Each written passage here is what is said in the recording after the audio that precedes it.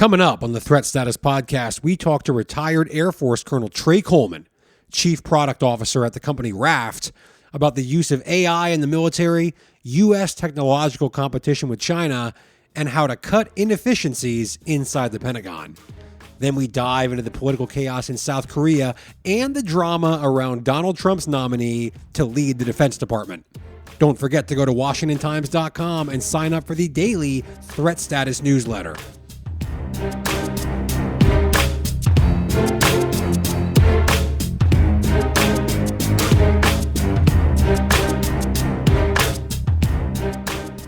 Hello and welcome to the Threat Status Podcast. I'm your host, Ben Wolfgang, national security correspondent at the Washington Times, and I'm joined, as always, by my esteemed co-host, Guy Taylor, the national security editor here at the Times, coming to us live from California. Guy, thanks for being here, as always.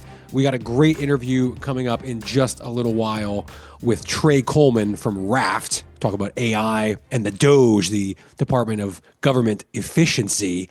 But before we get to that, first things first, as always, Guy, what's on your radar right now out in California? Thanks, Ben. It's great to be here on the podcast for another week. Yes, I'm actually out here preparing to head to the annual Reagan National Defense Forum, the annual convergence of U.S. defense and intelligence officials and contractors. It's on December 7th, so next week's podcast will have some on-the-ground reporting from the forum. Definitely a wild week in global security, Ben, with what's going on in Syria, what's going on in Northeast Asia. At the current moment, I'm tracking several things, particularly the political drama gripping South Korea. Remember, the U.S. military has 30,000 personnel in South Korea, right below the demilitarized zone with North Korea. South Korea is a top U.S. ally near communist China. It's also a vibrant democracy and an advanced tech manufacturing power base, Ben. Things have gotten really shaky with President Yoon Suk Yeol's disastrous, short-lived attempt to declare martial law. He claimed martial law was needed because North Korean operatives and influence had infiltrated South Korean parliament. Yoon's opposition controls the parliament. The extent to which his claims about North Korean infiltration are true is it's really debatable, Ben. Yoon's move has totally backfired. The South Korean parliament scrambled in response, and now the country is barreling toward a parliamentary vote to potentially impeach Yoon. And that vote is set for Saturday, December 7. Why does all of this matter? Yoon is a conservative president. He's made somewhat historic moves to strengthen South Korea's posture toward nuclear-armed North Korea in recent years, during a period in which the Biden administration really didn't have North Korea and its growing nuclear problem on its radar, during a time when North Korea signed basically a mutual defense treaty with Russia and has now sent at least 10,000 troops to back Russia in its war in Ukraine, with the possibility of 100,000 North Korean troops going in some capacity. If Yoon is impeached in South Korea, there could be political paralysis in Seoul, really in a U.S. ally, a top U.S. ally containing North Korea or trying to. And if the impeachment vote fails, there are likely to be massive demonstrations in Seoul, which could also result in political paralysis. Andrew Salmon, our Asia Bureau chief, is reporting on it moment to moment. This is also important, Ben, because it's all being watched very closely by not just North Korea, but Russia, and really most importantly, China. U.S. national security sources are on heightened alert that Beijing is poised to try and take advantage of any destabilization among U.S. security allies in the Indo-Pacific. China may see a moment of major destabilization as a chance to move on Taiwan. Now, all that is not happening yet, but the implications here are real, Ben, and it's a dangerous moment. And I actually want to switch gears a little bit with regard to China. I'm also tracking this war of words and sanctions that heated up in recent days between Washington and Beijing. China has accused the U.S. of slinging mud.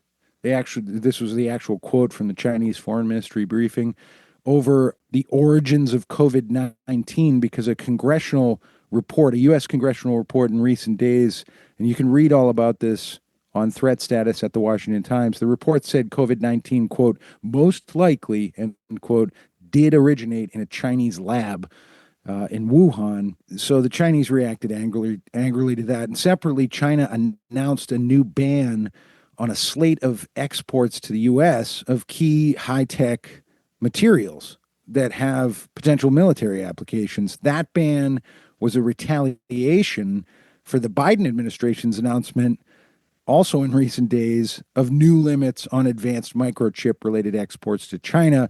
We're tracking this back and forth. It might seem like just the latest dust-up in U.S.-China tension, but what's going on right now with these export bans is a harbinger of just how fast the decoupling of the world's two most powerful nations is set to move over the coming Trump administration. You took all those things together, right? I mean, you have all, tensions with China that are escalating rapidly on a couple of different fronts and chaos in South Korea. And you've got a lot of moving parts in a very strategically important part of the world all at the same time. Guy, it's another week in the Threat Status podcast, and that means another chance for me to bring up Elon Musk. As listeners are aware, I've been fascinated with Musk's potential role in the Trump administration and more broadly in American society as a whole. The world's wealthiest man is in a position to influence our lives in a way that's almost unprecedented in American society recently.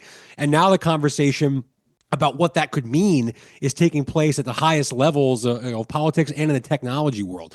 This week, OpenAI CEO Sam Altman was speaking at the New York Times Deal Book Summit, and he was asked whether he thinks Elon Musk could use his power and influence in the government to target his business rivals. Musk, as you are well aware, is going to be the co-chair, or expected to be the co-chair, of the Trump administration's proposed Department of Government Efficiency, or the DOGE, which we'll get into in a little more detail with Trey Coleman coming up. From Altman's point of view, this could matter because Musk operates xAI, which is a competitor to OpenAI. Now, Sam Altman said that he thinks it'd be profoundly un-American for Musk to use his power in the government or his personal sway over President-elect Donald Trump to direct federal money and resources to his own companies and away from his competitors, or slash regulations that might help his companies or institute new ones to hurt his rivals. Altman said he doesn't believe that Musk would do that, and he very well may not, especially with so many people, including the hosts of the Threat Status podcast, watching every move he makes to see if he does. But there are still reasons to be concerned, Guy, and I, for one, am a little concerned. Here's one of the reasons why. Vivek Ramaswamy, the co-chair of the proposed DOGE, said this week that the panel will look at a Biden administration loan worth about $7.5 billion to battery factories in Indiana being built in a joint venture involving the Jeep owner Stellantis and Samsung. Stellantis is a rival, perhaps the leading rival, of the electric vehicle company Tesla, the company that Musk, of course, is the CEO of. Now, is this just a coincidence? I don't know. Maybe this loan should be investigated. It's a Biden administration loan going out the door in sort of the final weeks of this administration. So it could very well be an appealing target for legitimate reasons for Republicans to look at rescinding this in a new administration. Maybe it should be canceled. But anyway you slice it, Guy, it seems like killing this loan would help Tesla and therefore would help Elon Musk specifically. I mean, do you think am I blowing this out of proportion, or do you think this is going to be a narrative that maybe we see over the next 4 years? It's a great question, Ben. And I've been searching for pillars of a narrative around this that can help us talk about it clearly without necessarily taking sides. So I found myself deep in the pages of The Economist magazine in recent days, and I came across the analysis that an Economist writer made, which was that Donald Trump loves hiring and firing. Elon Musk has a history of burning through executives and relationships. So this fusion of Silicon Valley libertarianism and techno-utopianism with the MAGA nationalism of Mr. Trump's world is inherently volatile. Loosely quoting The Economist there. So reforming the government requires diplomacy, it requires patience. Neither of those things seem to be Donald Trump or Elon Musk's strong points. Nonetheless, it's exciting times. if you bring up the DOGE, I'm out in California. Brought up the DOGE issue at a dinner last night, and everybody has an opinion on it. So I'm excited about this interview because we get into it. Yeah, one last thing here before we get there. I should mention we brought up Pete Hegseth, Donald Trump's nominee to be the next Secretary of Defense a couple of times, the former Fox News host.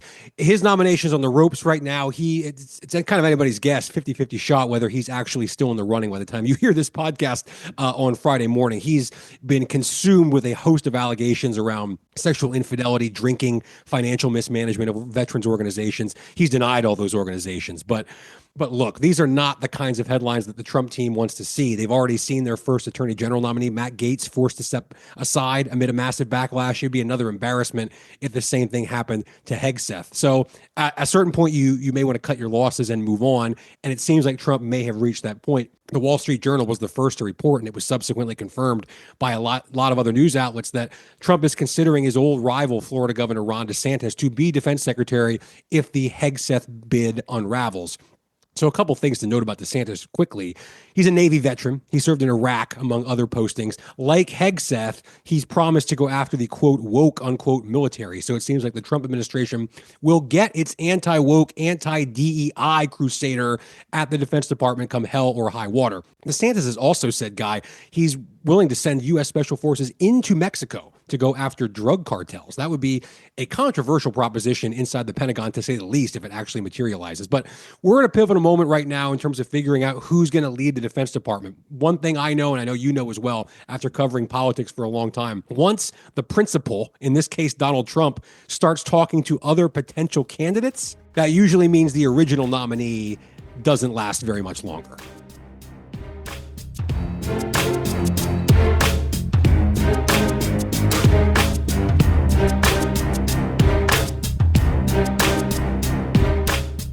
And we are joined now by retired Air Force Colonel Trey Coleman. He is the Chief Product Officer of the company Raft. Colonel Coleman, thank you so much for joining us here on the show. Hey, thanks for having me. Really excited to be talking with you guys today. Of course. Right off the top, if you don't mind, just for our listeners' sake, if you give us kind of a quick explanation of Raft and what you do there specifically. Yeah, sure. I joined Raft a little over a year ago after retiring from the Air Force, because I saw Raft as the leading, really up and coming defense technology company who cared first and foremost about, I'll say, getting the mission done, but getting stuff done is kind of our logo. Our mission focus at Raft is on data and AI, specifically on transforming data, taking raw data and turning that into action through automation and AI tools, so that warfighters, my peers and my friends, the people that I served with for the past 2.5 decades, can make better decisions faster. In essence, we want to take humans and turn them into superhumans by providing them with the information, the tools, and the capabilities that they need. Yeah, my job as the Chief Product Officer is pretty simple to explain, really hard to execute, but it's essentially making sure we're building the right stuff and building it the right way. We'll get into some of those specifics about that here in just a minute. But right off the top, given your service, in the Air Force, as you said, well over 2 decades, and your work now at Raft, you're in kind of a unique position, I think, to maybe address this question. It's something that always has fascinated me in the years that I've been covering the military. How long do you think the U.S. military is still going to have human pilots at all? I mean, how close are we, do you think, to having an Air Force that's entirely composed of drones and AI? Or do you think there's always going to be a role for actual human beings to be in the sky?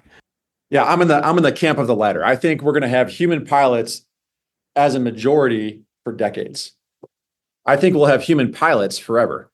We'll continue to improve and increase our unmanned capability over the years, but I think the day when we don't have human pilots is probably the same day that we don't have human drivers in automobiles. Why is that? It's not really a technology thing. Certainly, we have all sorts of unmanned vehicles today. I drove in a Cybertruck a couple weeks ago. It was amazing. I want one. That's the future. But we have a massive sunk cost in manned vehicles today, not just in the assets themselves, but also in the infrastructure and the support structures behind it. It's going to take decades to make the economic shift to a largely unmanned force. But also, I think there's always going to be a need for manned operation for purposes of resiliency. Are we really just going to give up the human knowledge of how to fly an airplane or drive a car? Do we ever get to that point when humans don't do that anymore? I don't know. I don't think so. I wouldn't want to give it up. I just don't see it happening. We're always going to have a need for Tom Cruise to come in and fly the F-14. What's the attitude among folks like yourself inside the Air Force? I know, like in journalism, for example, there's a fear like, is AI going to take our jobs and start writing news articles for us? Do folks who are in your role before you retired, are they scared of unmanned systems, or do they see it as sort of a hand in glove? We're all, they can help us in a lot of ways. I think the answer is both, right? We know that we need them. And whether you're talking about unmanned systems or AI, right? There's this apprehension about, can I really trust it? Can it really do the job? Is it going to take my job for me? There's probably some of that. I don't see a lot of that. Is it going to take my job for me? But there's a lot of, can I trust it? And the human ego of saying, I can do this better. No way a machine can do this better than me. It takes human thoughts to do these things. But frankly, this question about, can I trust AI? Can I trust unmanned aircraft? When shouldn't we use it? That's the question I keep hearing. I think it's the wrong question. Instead of asking, what we shouldn't do, we should be asking, what can I do? How can I use AI? How can I use unmanned systems to do the job better? And I think that's the question that we should be asking. We should be looking for every single possible way to use AI or unmanned capabilities, or even automation. Automation is really, really capable, but we should be looking for ways to use that, not asking ourselves, where shouldn't I use it? Trey, it's Guy Taylor. Let's jump into the geopolitical picture. As a former Air Force colonel, you've seen every piece of the tech situation all around the world with regard to the U.S. military's global force posture.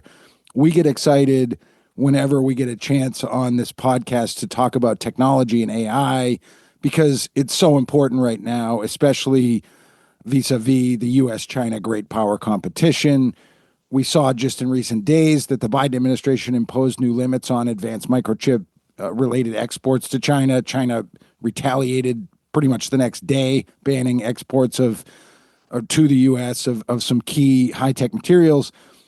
First, in your view, is China close to being ahead of the U.S. on AI and advanced tech development right now? And then second, depending on how you answer the first one, if you were advising the incoming Trump administration, what would you tell them to do to make sure that the U.S. doesn't fall behind China in the tech race? China is certainly a peer competitor.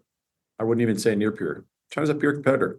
They are investing extremely heavily in their military and their military capability and their military positioning. They're investing extremely heavily in their force posturing and their ability to extend their military might beyond the shores of China.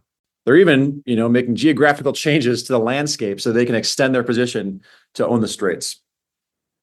They are absolutely outspending us and out-emphasizing their defense budget in terms of that region. I think that we're in a really good spot right now. Over the past, decade or so, I've seen us really focus on innovation in America, in the Department of Defense. And I think that's a great shift because for, a decade ago or so, the large defense contractors owned the space, right? And we weren't looking at the smalls, and the smalls couldn't come up with good ideas. And frankly, that's the American might. That's why America wins, right? Because we have good ideas, we can innovate, and we can produce. When we prevent that by having only the 4 or 5 big companies that you go to, that's a really bad position for us. And that's when we easily get beat by the likes of China. But when we embrace our innovative spirit, that's our advantage. And so I think with programs like the SBIR program and other programs that we've seen in the DOD, as we focus on innovation, we find the small businesses, the individuals, even the military members who come up with good ideas, and we foster that innovation. That's how we focus on technology. Now, certainly we need to scale that into production.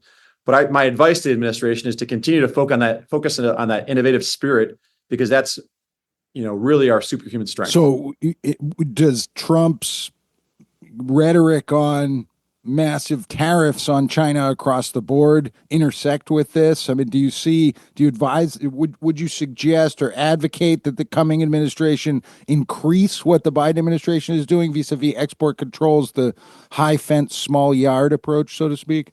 Well, I think there's 2 points to that. One is the export controls and the tariffs are a way to maintain that. The other is continuing to invest in our production. China has wanted to unify with Taiwan for decades, before Taiwan became the world's leading producer of, microchips. It just happens that now there's a bigger strategic implication if that reunification happens.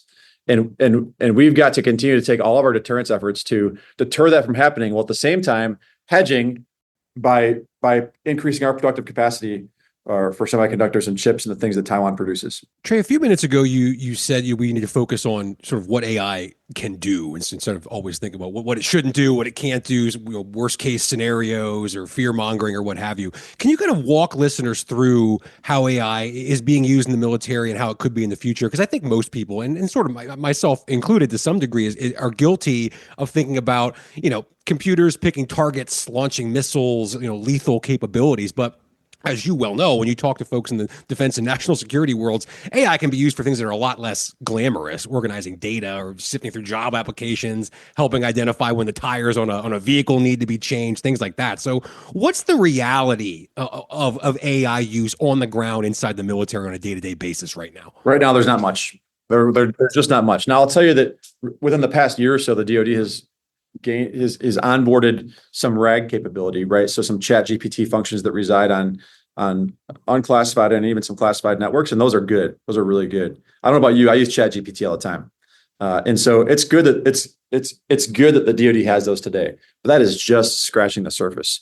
The amount of administrative tasks that the giant Department of Defense undertakes and has people performing today is eye-watering. Yes, we should be using AI for combat. Even more so, yes, we should be using AI for all of those administrative tasks.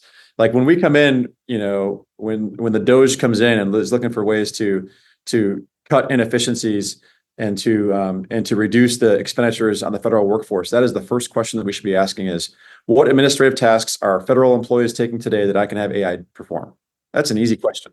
And I think once we start there, if you start there, you start to gain a little bit of trust too in the combat systems. There's a lot of AI capabilities out there today. I've seen a lot of AI capabilities. I've seen a lot of demos and prototypes, but we haven't onboarded many of them yet because we're still kind of figuring out the contracting and acquisition process, 2, the policy and ethics behind it, and then 3, all of the support and infrastructure and sustainment that goes behind it, right? So we haven't, in my opinion, started onboarding a lot of those systems, except for a couple of the unmanned fighters. So Trey, on that note, is there a concern?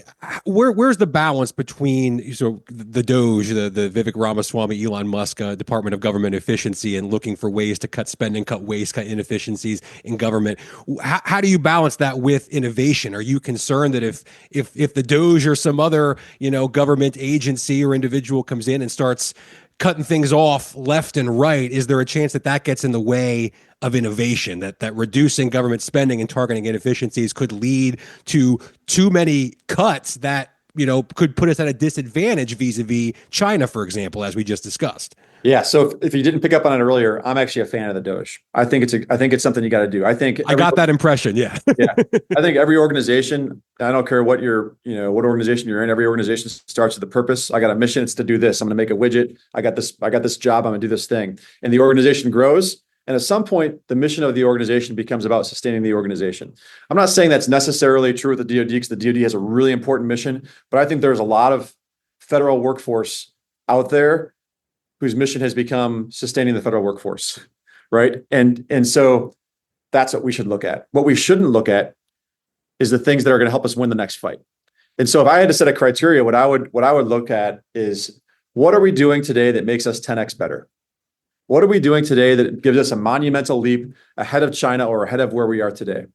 If it's a 10x better thing, that's what I need to invest in and not just sustain, but invest in. If it's a 1x thing, or things that just don't even meet the 1x criteria, if they're just making things look a little bit prettier, if they're just putting lipstick on a pig, or if they're just pig management, dude, cut it and give that money to the 10x people. That's the criteria I would use. Do you get a lot of pushback from some of your colleagues, in the armed forces for having that point of view? Are there more folks that think the other way than think like you do? Well, I'll tell you what. Certainly, people are going to be concerned about their jobs. Yeah, but we created a tool at Raft. Here's an example. We created an AI tool at Raft that automates battle management functions that I used to perform on an airplane or in a ground system. Which is essentially talking on the radio, sending messages, telling fighters, bombers, tankers, mobility assets, airborne, you go here, you do that. Hey, there's a bad guy over here. Watch out for this guy, bad guy. Hey, you posture yourself here. A lot of what I did can be automated.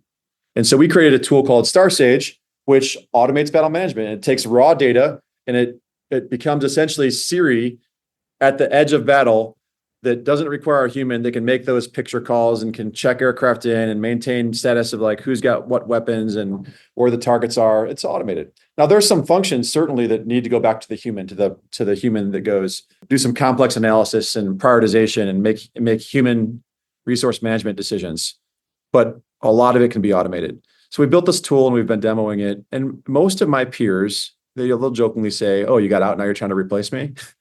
But most of them very quickly get to the point where they go, "Oh yeah, that makes sense." Also, there's not enough humans to do this. The battle space, especially in the South China Sea, is so complex. We do not have enough humans or assets to perform those battle management functions that are required. And so we need AI, we need tools to help us. And this is a really simple tool that can go forward and can help take the workload off the humans, perform the simpler tasks. And you know what? If it gets blowed up, who cares? I can build 10 more. It's not a human. It's replaceable. Trey Coleman, Chief Product Officer at Raft. Thank you so much for joining us here in the Threat Status Podcast. Really appreciate it. Thanks, fellas. Great to be here. Thanks for what you're doing.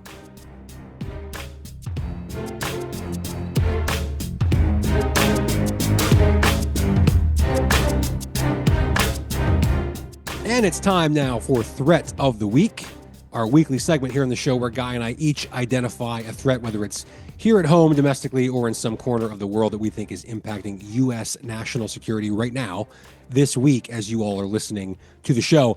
Guy, what do you have for us for your Threat of the Week?